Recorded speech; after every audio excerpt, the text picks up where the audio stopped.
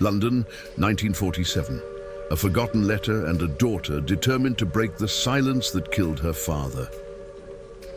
Hello, my friends. If you are a mystery enthusiast, leave a comment telling us where you are watching from, okay? And remember to like and subscribe to the channel. The London fog, on that April afternoon in 1947, hung thickly over the wet tracks of Paddington Station. The crowd, accustomed to the grey of everyday life, barely noticed the slender, drenched figure standing motionless on the edge of Platform 6. She wore an olive-green coat, worn at the shoulders, and held a small, cracked leather briefcase in her gloved hands. Her coal-black eyes stared out at the metallic horizon with the fixedness of someone waiting not for trains, but for answers. Her name was Helena Ashcroft, daughter of the late Sir Wallace Ashcroft, a prominent banker who had been found dead on his country estate 7 years earlier, a case dismissed as suicide. But on that rainy afternoon, she was carrying a letter in her father's handwriting, dated the previous week. In the first-class compartment next to the baggage car, a man watched Helena through the fogged-up window. He twirled a silver cigarette case marked LSW between his fingers and let the smoke rise slowly, as if savoring not the cigarette, but the tension in the air.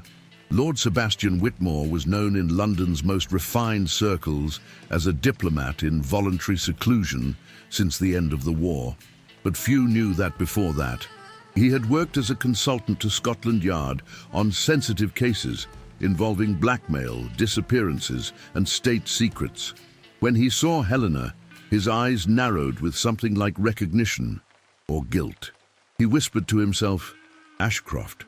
So she decided to come back. The train pulled away with a sharp hiss of steam and metal. Inside the carriage, the silence between Helena and the other passengers was thick, broken only by the sporadic creaking of the ancient wood. In the seat opposite her, a frail lady was leafing through an old newspaper whose headlines reported the trial of a Nazi officer. But Helena was not reading. The words of the letter echoed in her mind. "Helena, if you are reading this, it is because they have failed. The safe at Duxbury Manor holds more than gold. I have hidden something that cannot fall into the right hands, something that belongs to you and can also destroy you." The young woman pressed the briefcase against her lap and squeezed her eyes shut. It was impossible. Her father was dead. She had seen the coffin. She had buried the family medallion with her own hands next to the body, and now he was talking about secrets, the safe, and persecution. In the dining room, Lord Whitmore exchanged glances with the maitre d', who seemed hesitant to approach. "Bring me the same as always," Sebastian said, without taking his eyes off the door. "But take your time. It's going to be a long night." When he was alone, he opened the false bottom of his cigarette case, revealing an old photograph. A young British officer flanked by Sir Wallace and a third man with stern features, all smiling, all doomed. Then he took an aged key bearing the Ashcroft crest from the inside pocket of his overcoat. His hand shook slightly. "7 years is not enough to bury the past," he murmured. The journey continued in silence when a sudden break threw Helena forward, knocking her suitcase to the floor. A metallic crack sounded as it hit the floor, and an internal compartment opened. A note fell out, stained with rust at the edges. She hurriedly picked it up. Written on it in hurried handwriting, "Beware of the man in carriage 3. He is not who he seems to be." Helena's heart raced. Carriage 3. The same one where she had seen, moments before boarding, that man with grey eyes and a military posture, leaning against the wall with a newspaper in his hands. The same man who, now, was approaching the corridor, step by step, his face hidden under his hat and a slight smile on his lips. The man in the hat walked with the quiet confidence of someone accustomed to being ignored or feared. His dark wool overcoat dragged lightly along the narrow aisles of the carriage, and the rhythmic click of his boots on the polished wood reverberated like an anxious metronome. Helena quickly tucked the note into her coat pocket and forced a smile as he approached. "Good evening," he said in an impeccable British accent. inclining his head slightly. "Miss Ashcroft, I presume." Her blood froze in her veins. She had not told anyone her name. "Forgive the intrusion," he continued. "My name is Peter Kavanagh. I was a comrade of your father's many years ago during a campaign in North Africa. May I sit down?" Before she could answer, he was seated opposite her. Helena took a deep breath, trying to gauge the intentions behind the man's elegant face. His eyes were too cold for an old family friend, and his words seemed carefully chosen, like an actor who had been rehearsing a play for years. "My father didn't often mention his military connections," she said firmly, "and as far as I know, he had no intention of writing letters from the afterlife." Peter smiled, relaxing back against the seat. "Sir Wallace's death was hasty. But some say some truths are buried too soon. Perhaps he foresaw that you would eventually find what you hid." Helena didn't answer. She could feel the weight of the key in her briefcase, the note in her pocket, and Kavanagh's gaze. Boring into her soul, the air in the carriage seemed to shrink around them. "The Duxbury Vault," he murmured. "Does it really exist, doesn't it?" In the dining car, Lord Whitmore listened discreetly. From his seat, he had followed Kavanagh's footsteps, and now, under the guise of a detective novel open before him, he watched his movements like an old chess player reliving an unfinished duel. When the waiter approached, Sebastian whispered, "I need a message delivered discreetly to the lady in carriage 4.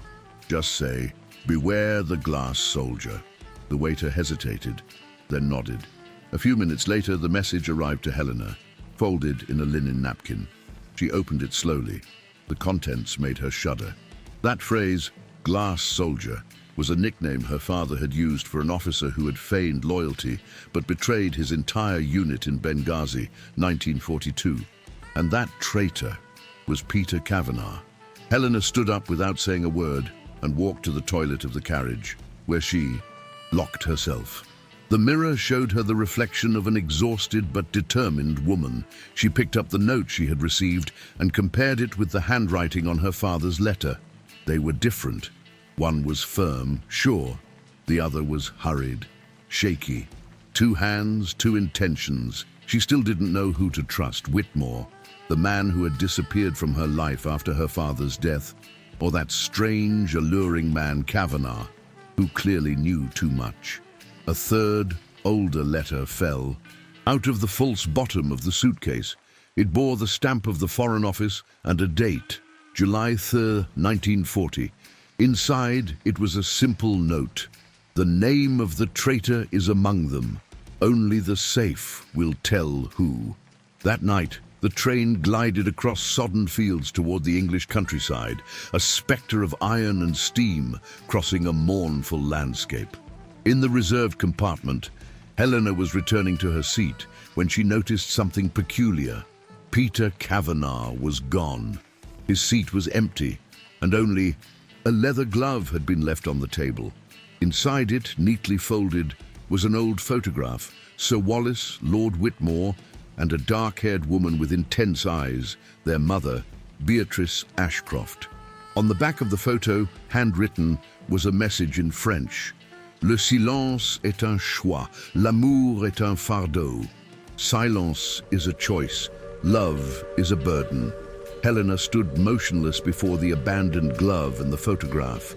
The faces in the picture seemed to mock her ignorance. Her mother, Beatrice, had never mentioned any connection with Lord Whitmore or with Peter Kavanagh, and yet there they were, side by side, in an intimate, almost familiar pose. Helena felt that it was not just her father's past that was unfolding before her, but the entire fabric of her family.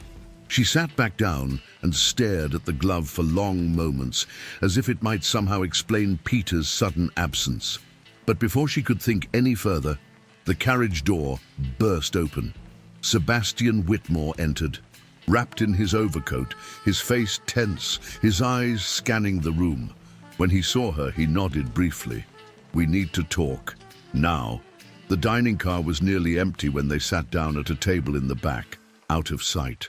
The waiter moved away discreetly, Aware of the thick atmosphere that hung between them, Sebastian wasted no time. Kavanagh is not on this train by chance. He worked for years as a go-between for government departments and front groups. His father was about to reveal certain names linked to information trafficking during the war. Helena interrupted him. "And you? What was your role in this?" The question hit him hard, but he did not look away. "I was a friend of Wallace. More than that. There was something between the three of us, me, him, and Beatrice." His mother's name, said like that with that heavy pause, left Helena speechless. "Are you insinuating that she knew too much, and that perhaps she paid the price for it?" She sat back slightly, as if the chair had suddenly become uncomfortable. "My mother died of rheumatic fever, not murder. That's what they said. But there are gaps, Helena. Many of the files are missing. Your father didn't kill himself. He was silenced." She ran a hand through her hair in exasperation. "And why are you only saying this now? Why didn't you come sooner?" Sebastian looked away, and his voice lost strength. "Because I was a coward. Because I promised Wallace I would protect you and I failed. But I'm here. Now. The safe in Duxbury doesn't hold money. It holds a dossier, and it could expose more people than you know." Helena wanted to believe it, but the air between them was thick with unresolved hurt, and the words always sounded like pieces of a puzzle whose edges were being forced together. When they returned to the corridor, the carriage was completely silent. The normal movement of passengers had ceased. Then they noticed the luggage compartment had been ransacked. Helena ran to her suitcase, and her heart sank. Her father's letter, the first she had ever received, was gone. "He was here," she gasped. "Kavanagh!" Whitmore nodded. "He's trying to cover his tracks." But something stopped him. In the corner of the compartment, an envelope lay untouched, tucked under a seat cushion. Sebastian picked it up, turned to Helena and said, "This is your name." She took it with trembling hands. Inside was a copy of Sir Wallace's will, hand-altered. At the bottom was a handwritten note. "Only she and can open it. Codes accept no lies." The train began to slow. They were approaching Windermere, a rural station that had been abandoned for years, but was occasionally used for technical maneuvers. A train attendant had warned them that the train would stop for 15 minutes. Sebastian looked at Helena. "This is our chance. If the safe is where your father said it was, that's where he'll be waiting for us." She swallowed. "What if it's a trap?" He smiled for the first time. "Then we'll do what Wallace would have done. We'll go in anyway." Helena, feeling the weight of years of silence and lies, nodded. "We'll finish what he started." Windermere Station was a ghost of a railway station. Rust-covered tracks, unlit streetlights, and a sign hanging by a single nail swaying in the wind. Helena stepped off the train with her heart pounding, her shoes sinking slightly into the damp earth. Beside her, Sebastian walked with purposeful steps, as if he knew the way, even in the darkness. "Duxbury Manor is 2 miles down the old Hunter's Trail," he said, pointing to a path covered in twisted branches. The cool night breeze cut through the woods like invisible fingers, and the only light came from an oil lamp Sebastian carried. "My father brought me here when I was a girl," Helena whispered, "but it was always daytime, always with company." "Today you bring the shadows," he replied. The mansion loomed on the horizon like a forgotten silhouette from a more elegant or more dangerous world. Its windows were boarded up, and rust ate away at the wrought-iron gates. Helena glanced at the family crest, etched into the stone above the entrance, a lion resting on a set of unbalanced scales. "He said it represented justice asleep," she murmured. "Or truth weighing too heavily," Sebastian corrected. They pushed on the gate, which gave way with a sharp, metallic creak. The entrance hall was dusty but intact. Family paintings still hung on the walls, portraits of Helena's ancestors, including Wallace himself, young and smiling, his eyes following her. "The safe is behind the library panel," she said. "I always thought it was just a decorative feature." The library was vast, with floor-to-ceiling shelves, hardbacks lined with almost military perfection. In the center was a dead fireplace. Above it, a portrait of Beatrice Ashcroft. Helena approached, smelling old paper and damp wood. "Here," she said, running her fingers along the side of an oak cabinet. A soft creak indicated that something had come loose. Sebastian pulled on a hook and a panel slid open, revealing a dark compartment set into the wall. There was an old-fashioned safe with a dial of numbered discs. In the center was a small rectangular opening, probably for inserting a key. Helena took the key hidden in Sebastian's cigarette case, which he now held out to her in a steady hand. "You must do this yourself." She nodded, inserted the key, and the safe opened with a dull click. Inside was a single file wrapped in linen. Helena carefully removed it and spread it out on the nearest table. There were official sealed documents, lists of names, blurry photographs of political meetings, and at the end, a letter bearing the coat of arms of the Ministry of Defense. The contents were clear and brutal. Sir Wallace had uncovered a network of high-ranking officials involved in embezzlement during the final years of the war. Among the names were diplomats, businessmen, and military men, and one name in particular jumped out at Helena: Peter Kavanagh. "He was selling information abroad," Sebastian said. "Wallace gathered it all together and was planning to hand it over to the government, but someone stopped him." Helena pointed to another sheet, hastily signed, "If anything happens to me, Whitmore will know what to do." She turned to Sebastian. "Then why did you wait so long?" Sebastian leaned against the table, his eyes heavy. "Because I was part of it. Not the betrayal, but the omission.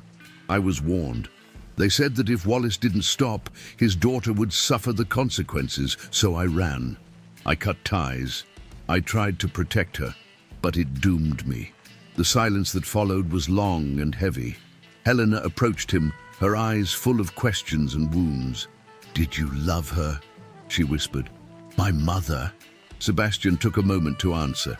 "I did, and so I let her think I was the villain. It was easier for her to hate me than to put her in danger.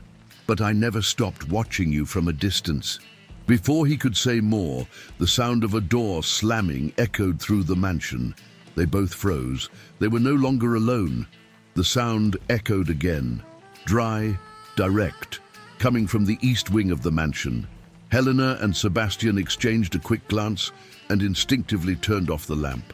Darkness enveloped them like a thick curtain, and for a few seconds they heard only their own rapid heartbeats. Helena clutched the briefcase tightly to her chest, while Sebastian discreetly drew a small revolver from his pocket. "He's been following us," he whispered, "or someone very interested in it." They moved slowly down the hallway, guided only by small slivers of moonlight that filtered through the cracked glass. The mansion seemed to breathe with them, not like a ghost, but like a secret about to be broken. Every floorboard creaked underfoot, every shadow seemed to hide intentions. At the entrance to the music hall they saw the silhouette. A tall man, his coat still damp from the rain, was rummaging through the drawers of a china cabinet. Helena recognized the pose immediately. "Kavanagh!" Sebastian raised his gun. "Stop where you are." The man turned around slowly, his hands raised, his face cut by an expression somewhere between contempt and irony. "Always so dramatic, Whitmore," he said calmly. "If you had acted with that same bravery 7 years ago, old Wallace might still be alive." Helena took a step forward. "Did you kill him?" Kavanagh gave a short laugh. "Me? No. Wallace dug his own grave. He was too stubborn.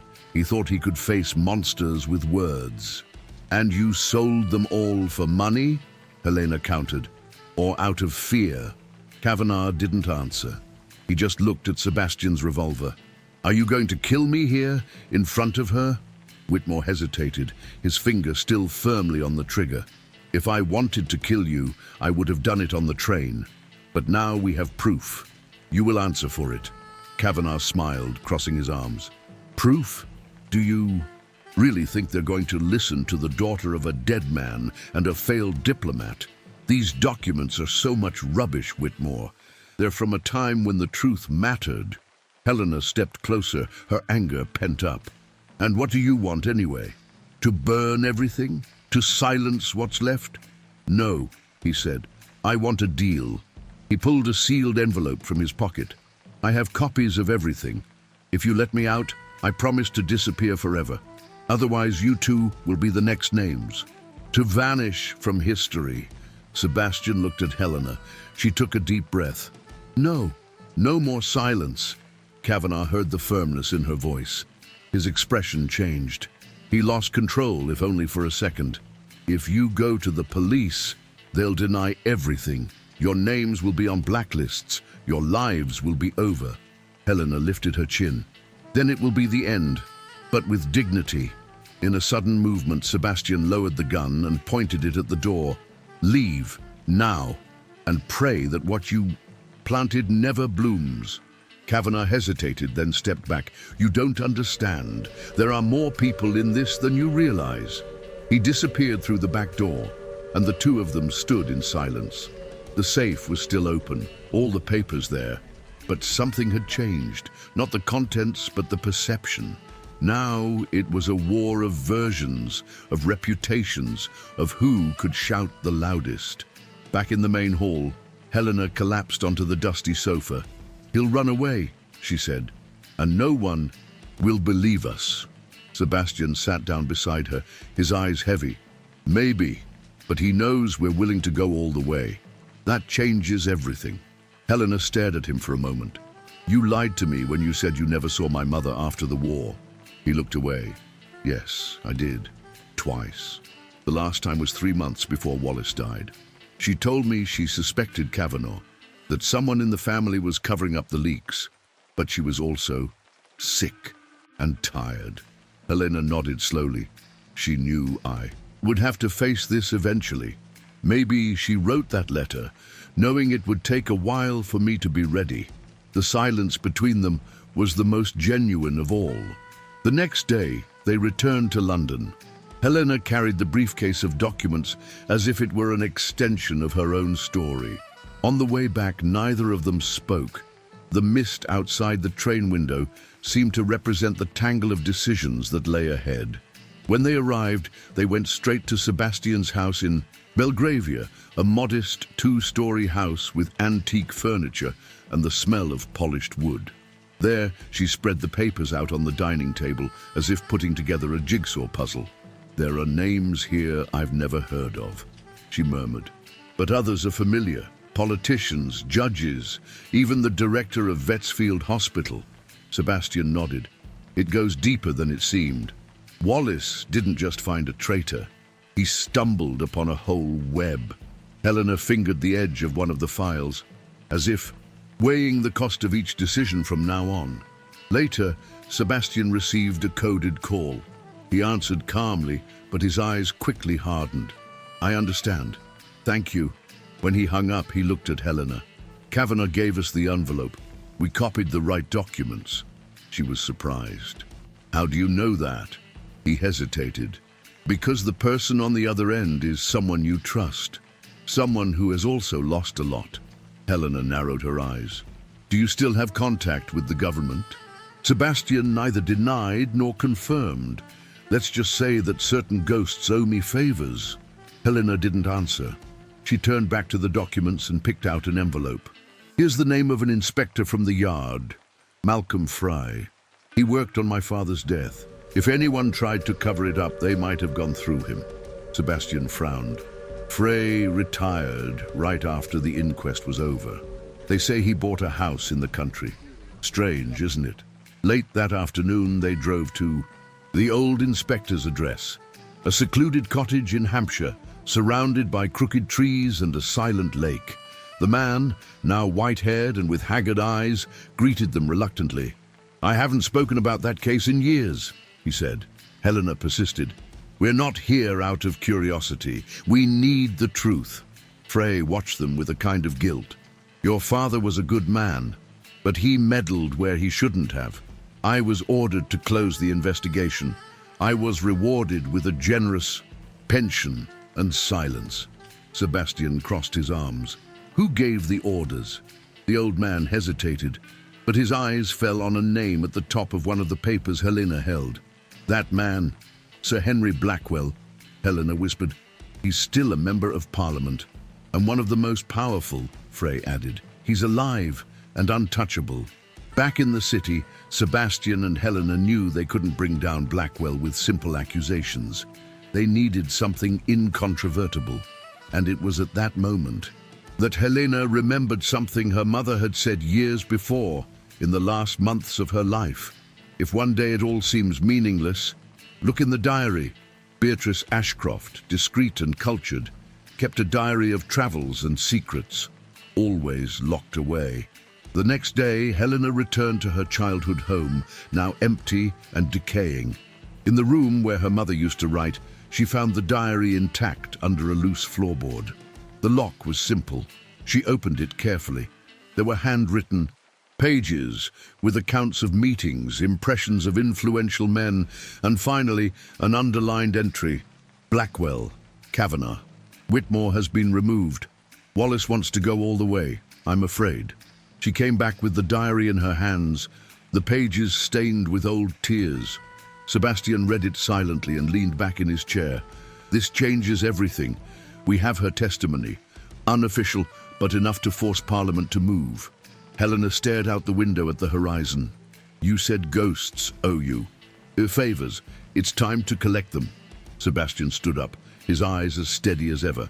Yes, but we have to do this strategically. A public denunciation could expose us. We need to hand this over to someone who can't be bought. Helena thought for a moment.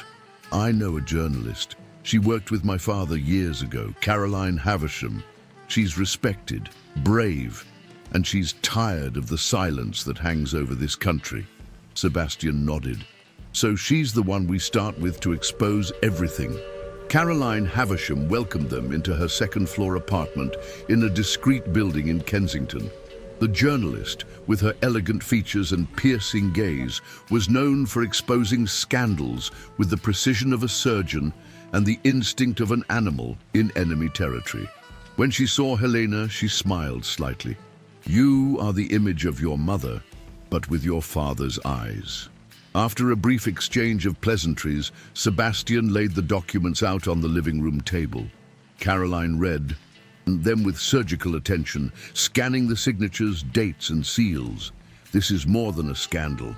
It is a decades-long operation, and it involves the heart of Parliament. Helena crossed her arms.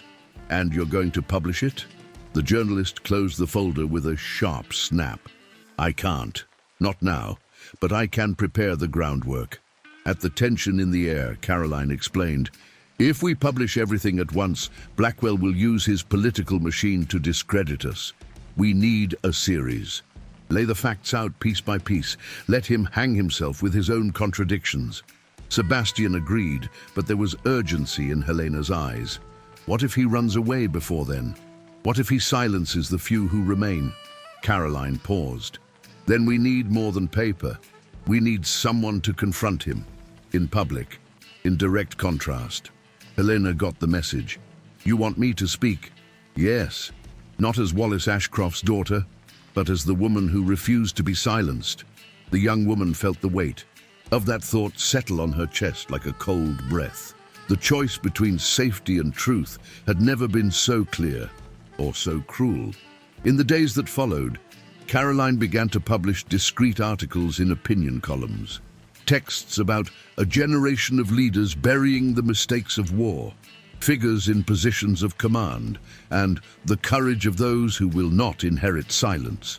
The names did not appear, but attentive readers, Blackwell among them, knew that something was coming. Helena, for her part, began to live almost in seclusion. She received anonymous messages, threatening notes, silent phone calls.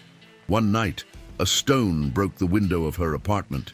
In the note, a sentence written in red ink, "Return to the grave with your father." Sebastian, upon finding out, wanted to send her out of the country. Paris, perhaps, or Lisbon. I have contacts. But she refused. If I run away now, he wins. and my father dies for the second time. In Caroline's 6th article, the name Henry Blackwell finally appeared. The journalist cited documents that pointed to his direct interference in internal investigations and military contracts. The response was immediate. An official statement denying everything, classifying the documents as fraudulent, and calling the author a political agitator with an unstable emotional history. Caroline smiled. Exactly what I wanted. Helena, however, knew that the retaliation would not stop there, and it did not take long. 2 days later, Sebastian was followed by 2 men to a side street. He managed to escape, but returned with a scarred face and wounded pride. They want to break us through fear, but this only makes me more certain that we are right. Helena hugged him for the first time without hesitation. It was a silent gesture, but complete. They both knew that they were crossing the line between past and present. The next morning, Caroline appeared at Helena's door, her eyes burning with adrenaline. He sent for me. Blackwell, he wants to talk in person. Sebastian clenched his fists. This could be a trap. But Caroline just nodded. That's why I want you with me. Discreetly. I want you to hear everything. I want proof that he's going to try to silence me. And so it was. That night, in a private room at an aristocratic club, the 3 arrived separately. Caroline was greeted by Blackwell with a fake smile and cold hands. Helena and Sebastian, hidden behind a partition, heard every word. And that's when everything changed. Blackwell, without realizing he was being recorded, confirmed the existence of the operation and named names, including Peter Kavanagh. Wallace was naive. He thought he could change the world with papers. I just made sure the mistakes of the war didn't become public for all of us. The recording was made. The tape of Blackwell's confession was an explosive relic, and Caroline knew it. On the drive back to the apartment, no one said a word. Helena held the tape recorder in her lap as if it were a sacred artifact. Sebastian, in the front seat, kept his eyes on the rearview mirror, alert for any shadows that might follow them. When they arrived, Caroline locked the doors with 2 turns of the key, lowered all the curtains, and turned on a secondary tape recorder. We can't trust just one copy. I'm going to make 3 versions. One with me, one with you, and one sent directly to a contact at The Guardian. Helena nodded. He'll deny everything. He'll say it was set up, that they edited it. That's why we're going to lay it out elegantly, Caroline said, bit by bit, with context, with dates. And in your voice, Helena, we need you to speak. That night, Helena wrote her statement with trembling hands. She was not just the daughter of a murdered man. She was a witness, an heir to truths that could shake rotten structures. In her text, she recounted what she had discovered, the documents in the safe, Sebastian's role, and finally, Blackwell's confession. I don't want revenge, she wrote. I want them to stop erasing history with ashes and fear. Sebastian watched her from afar, sitting silently, holding a handkerchief with Beatrice's initials. She would be proud, he said softly. Helena looked at him, her eyes brimming with tears. I don't know if I want pride. I want justice. When she finished, she placed the statement next to the recording in a sealed envelope. We'll hand it over tomorrow morning. After that, there's no going back. The next morning, the plan went as planned. Caroline handed the material over to the editor of The Guardian, anonymously, assuring only that something stronger would come in the following weeks. But in the afternoon, an unexpected news item burst on the radio. Henry Blackwell, found dead at his country home, cause of death, massive heart attack. Helena and Sebastian were in the car when they heard it. She immediately looked at him. This is no coincidence. Sebastian clenched his fists. It's a reaction. Someone knew the recording would be handed over. Someone closed in on him before he could open his mouth again. Helena turned to the window, the city passing by in a blur. We may never know if it was guilt or protection, but now the story changes hands. The Guardian published the material 2 days later with caution and precision. The story spread like wildfire in smaller newspapers, radio stations, and parliamentary halls. Blackwell's death, far from ending the scandal, inflamed it. The public demanded answers. Political groups began to fight, and other names mentioned in the documents began to appear in headlines. Some denied it, others disappeared. Caroline, always protected by sources and allies, became a central figure in the news. And Helena, despite the pressure, remained firm. She recorded an interview that would be broadcast the following Sunday in prime time. Her voice, restrained and direct, cut through the screen like a blade. The truth is not a weapon, but it is a mirror. And today, we will all look each other in the eye. On the night of the interview, Sebastian entered the studio in silence. He sat beside Helena, the two of them staring out at the illuminated city. "You have become what he feared you could never be," he said. "Someone who can go on." She smiled without arrogance. "I was just following the clues." He hesitated for a moment, then took her hand. "If you want, when this is all over, we can try to live outside these shadows." Helena did not answer right away. She looked at the screen in front of her, where her image awaited the first second of the broadcast. "Maybe we can, but only after the last silence is broken." And then the show began. The repercussions of Helena's interview were immediate. The following morning, newspapers were splashing her image with headlines such as "The heiress of silence breaks the curse of omission" and "Ashcroft exposes secret network of military influence." In the cafes of Mayfair and the alleys of Whitechapel, her name was whispered with admiration and curiosity. But with the public attention came risk. Helena was followed by reporters, criticized in parliamentary speeches, and watched by figures who had never cared about her existence. "They want to tarnish your image," Caroline said.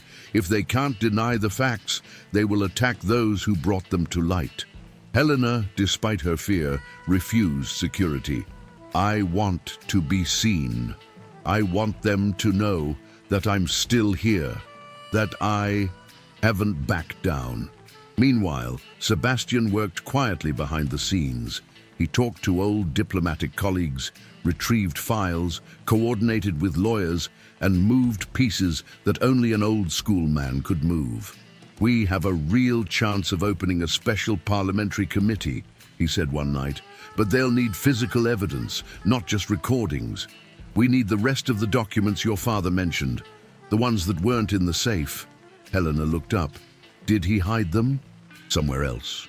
"Yes, and I think I know where." Sebastian pulled out an old, yellowed envelope. Inside was a note that Wallace had left for him, never opened until that day. On it was a cryptic sentence: "If the safe is the heart, the secret is in the spine." The trail led them back to Duxbury Manor. The mansion, now under surveillance by independent investigators, had been reopened with court authorization. Helena, Sebastian, and an archivist entered, accompanied by law enforcement agents. In the former fencing room, among the worm-eaten cabinets and rusted trophies, there was a slanted bookcase decorated with volumes on anatomy and warfare.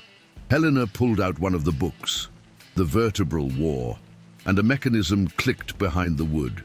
The entire bookcase swung around, revealing a narrow niche. Inside were 3 sealed wooden boxes.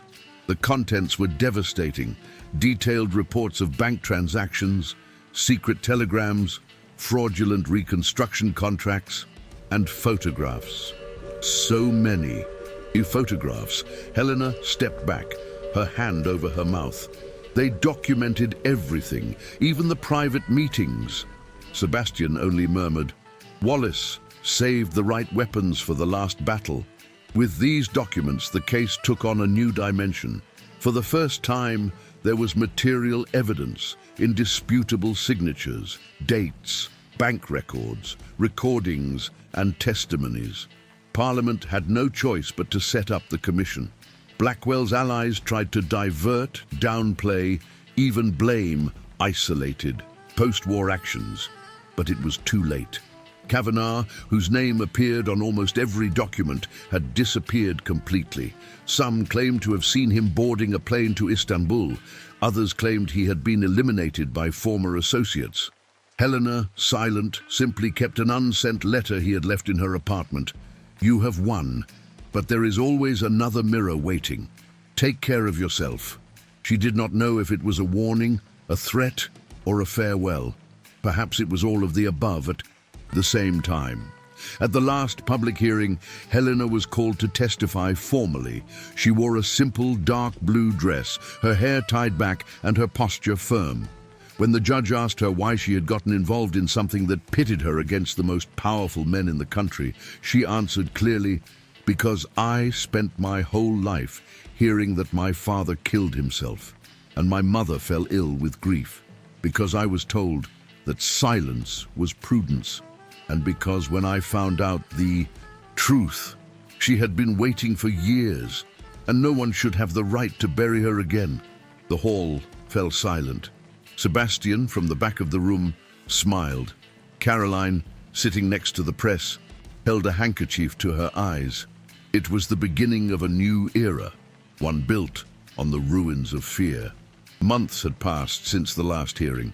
The country was moving on with its scars exposed, and the dust of politics was beginning to settle. But Helena Ashcroft still carried the weight of all she had, revealed, and all she had lost along the way. Her childhood home had been officially returned to her family, but she visited it only in the late afternoons, when the sun streamed through the windows with the weary light of those who had lived too long. One day, when she opened a drawer in her father's old study, she found a pocket watch with a discreet inscription, "To my Helena, when the time is right." She held it for minutes, sitting in the same chair where Sir Wallace had written his last words. There was something final about the gesture, an inheritance without gold, but with meaning. Sebastian Whitmore now lived in a small coastal village where he exchanged correspondence with old colleagues and walked along the seafront frequently. After the inquiry ended, he declined any invitation to return to diplomacy. "My war is over," he told Helena the last time they saw each other. "Now it's your turn to build." She visited him occasionally. They walked for long walks without saying much, but there was a silent understanding between them, like pages turned in the same book. On one such visit, he handed her an envelope with notes he had begun writing years ago while he was away. "These are memories, but also regrets. Use as you will." Helena did not open it right away. She knew that some truths, even in the end, had to wait for the right moment to breathe. Caroline, for her part, had become a central figure in the British investigative press. She refused decorations, awards, or honors. She continued to write with the same elegant cynicism as always, but now there was a more personal tone to her words. In one of her most widely read articles, she wrote, "Truth, when it finally breaks the glass of silence, does not shout, it whispers. And whoever listens will never be the same again." Helena read this sentence sitting in a random cafe, surrounded by people who no longer recognized her. She liked this new freedom, that of no longer being just Wallace's daughter, nor the woman who exposed an empire, but someone who had learned to exist among the ruins. She smiled to herself, got up, and left without looking back. On a winter afternoon, almost a year after it all began, Helena returned to Duxbury for the last time. The mansion was to be sold or demolished. She walked through its empty hallways, touching the walls where she had grown up, where her mother read poetry, where her father conspired with his own conscience. In the library, she took one last volume from the shelf, The Silent Revolution, by an unknown author. Inside, a last letter from her father, apparently forgotten. "If you have come this far, then it was all worth it. Do not live to avenge the past. Live to understand what it tried to tell you. And when it is possible, forgive." Helena did not cry, but her eyes remained moist for hours. When she left, she took with her only her pocket watch. Her time had finally begun. The train departed back to London as the afternoon disappeared behind the fog.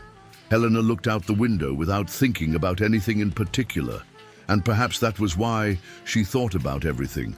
About how the truth demanded choices that no one saw, about how the love that was never spoken between her and Sebastian perhaps no longer needed words, and above all, about how the silence, the same one that had haunted her family for decades, now belonged to others.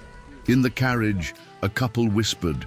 A child pointed to the open field, and a journalist read his own article about the woman who dared to tell what she knew. She smiled discreetly. She no longer needed to correct anyone.